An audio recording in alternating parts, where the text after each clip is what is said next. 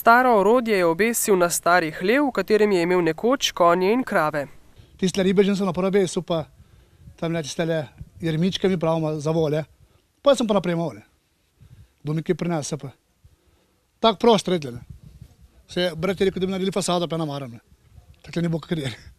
Obiskovalcem je na ogled staro orodje, ki je bilo nekoč v uporabi, zdaj pa zaradi razvoja ni več. Malo sem pobral gor po starejši, malo sem pa malo mi prinese strice z Ljubljane, malo kolegi, kakšna stvar še malo zamijem. Onda meni je znam njemu, pa nabirane. Kitni Vrh je znan tudi po ulici, ki ji poseben pečat dajejo freske na hišah. Naslikal jih je slikar Jug, ki je živel v prvi polovici prejšnjega stoletja. Po pripovedovanju pa je slikal za malico, za prenočišče in tako naprej. Ko mu je zmanjkalo denarja za barve, je prosil nekaj denarja, potem je pa spet slikal za malico pa za prenočišče.